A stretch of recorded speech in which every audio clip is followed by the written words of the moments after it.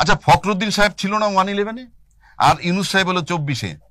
হ্যাঁ, এই দুইটা ব্যক্তির সাথে যদি আপনি তুলনা করেন, কারে কোয়ালিফাইড বলবেন? দুইটা লোক তো কেউই পলিটিশিয়ান না, তাহলে কে গুরুত্বপূর্ণ? মানে নিশ্চয়ই প্রফেসর ইউনূস। প্রফেসর ইউনূস। তাইলে ফখরুদ্দিন সাহেব 111 দিয়ে 2 বছর ছিল, তার পাশে সেনাপ্রধান ছিল না মইনু আহমেদ? মাটি কাঁপছে না? তাই এখন ইউনূস সাহেবের পাশে বর্তমান সেনাপ্রধান আছে না, মাটি কাঁপে না কেন? ঘাটতি আছে, কাঁপে না কেন আমার বুঝেন না আপনি আমারে? ফখরুদ্দিন আর ইউনূস দুইজনের মধ্যে কোয়ালিফাইড কে? ইউনূস।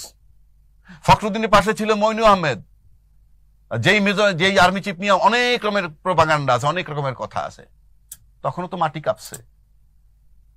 আর যে সেনা প্রধান এত বড় একটা দায়িত্ব পালন করে বলল যে আমি আপনাদের দায়িত্ব নিলাম, প্রতিটা হত্যার বিচার হবে, সেও তো ইউনূসের পাশে আছে, মাটি কাঁপে না কেন? ব্যর্থতা যায় দুইজনের তেলে। মইনু আহমেদ যে রোল প্লে করছে সেই রোল নিশ্চয়ই প্লে করছেন না।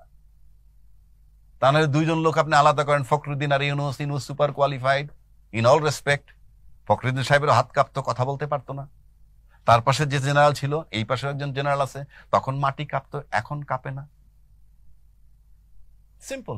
তার মানে তাদের মধ্যে ইউনিটিতে ঘাটতি আছে। ঘাটতি আর এরপরে যদি বলতে হয় আপনার, আর তো কিছু করার নাই।